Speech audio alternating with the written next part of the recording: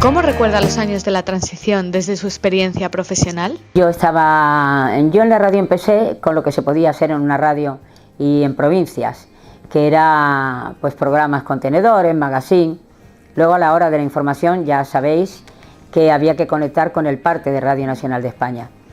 Al cabo de bastantes años, que yo he hecho mucha música en la radio, muchos programas musicales, que me cogió toda la década de los 60 y los Beatles y los 70, y entonces era muy importante los programas musicales y yo tenía a toda la gente joven conmigo y todo eso. Pero yo luego me di cuenta que las cosas empezaban a cambiar y que la información ya iba a tener más importancia. Y entonces pensé que los periodistas iban a llegar a la radio y decir, nosotros somos los periodistas los que hacemos información.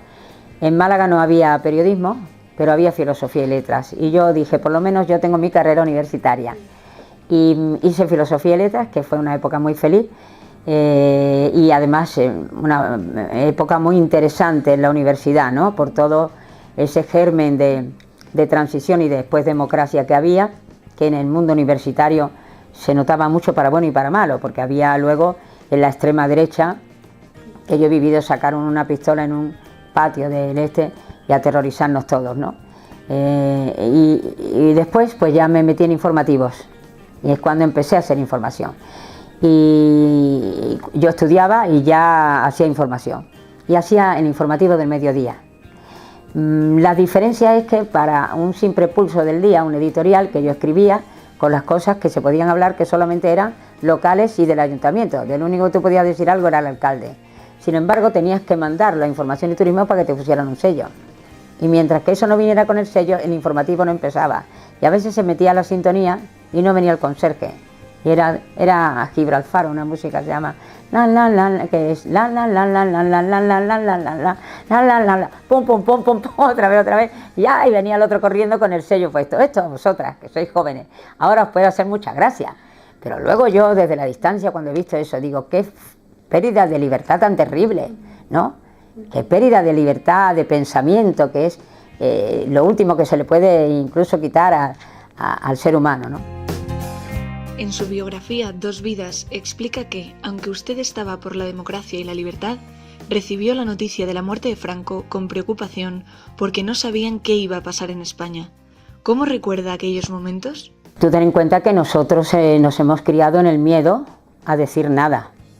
Y yo he sido de una familia de esto que se llama política, que en definitiva es una familia que no opinaba de política, pero que como mi padre ni había ido a la guerra, porque no hizo la mili y vivían en Marruecos cuando la guerra, pues ellos lo que querían era, digamos, que sus hijos no tuvieran problemas, porque sabía que si tú opinabas, y entonces siempre nos dijeron que no nos metiéramos en política. Afortunadamente yo entré en la radio, entré en contacto con un grupo de gente dentro del mismo sistema, porque era una emisora del movimiento progresista y que estaba por la democracia y libertad. Y yo oí la palabra democracia por primera vez, porque nunca me habían hablado. Había cosas que no te las daban en el colegio y luego te daban los principios del movimiento nacional. Quiere decir que ahí es cuando yo empiezo a darme cuenta de en qué sistema vivíamos, y qué nos diferenciaba. Y cuando empezábamos a ir a ver películas fuera de España, porque aquí no se podían ver, porque también te decían las películas que podías ver y las que no podías ver, ¿no? Total, que ese fue el principio, digamos, en el que yo me conciencio políticamente. Y concienciarse políticamente en esa época, estar por la democracia y la libertad, para determinados sectores, era ser roja. Y había una frase que me contó el barbero de mi abuelo, que tenía una barbería, que iban antes los hombres mucho a eso, bueno, todavía las hay, y me mandó un recado y dijo, dile a Mari Tere, que me han dicho siempre en Málaga, que tenga cuidado, porque he oído aquí hablar y decir a unos policías que parecía mentira que la nieta de don Juan Luque, que era mi abuelo, fuera roja. Entonces yo, pues podría haber sido del Partido Comunista, por supuesto, que entonces cuando se decía el partido, no sé si sabéis que el partido por excelencia para la gente de izquierdas o demócratas, era el Partido Comunista, ¿no? Pero yo me he considerado siempre una persona de centro-izquierda moderada, ¿no?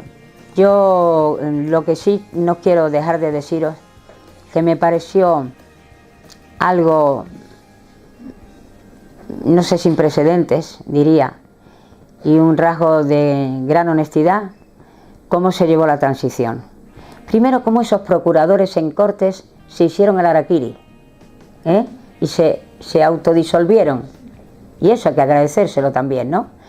Y cómo los que eran de extrema izquierda se moderaron, y ahí juega un papel muy importante Santiago Carrillo, que luego fue repudiado por muchos suyos por aquello del eurocomunismo y todo esto, y cómo luego fueron capaces de hacer los pactos de la Moncloa y tantas cosas. Y yo creo que es desde el punto de vista de la moral y de la honestidad política, es la etapa más gloriosa de la historia de España reciente. Además, en la transición vivió durante un tiempo bajo la amenaza de la ultraderecha.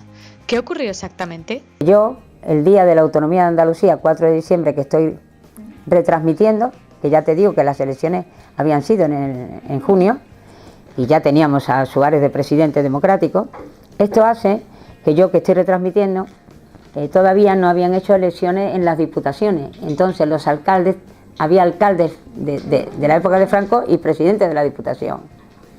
Entonces se pide por la radio que pongan la bandera andaluza porque es el día de la autonomía, el día de Andalucía.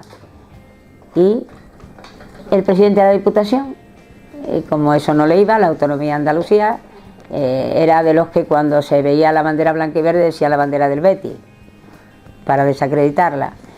Entonces puso la bandera española. Y cuando pasaron por allí la manifestación, uno se subió a poner la bandera andaluza al lado de la española, no a quitar la española.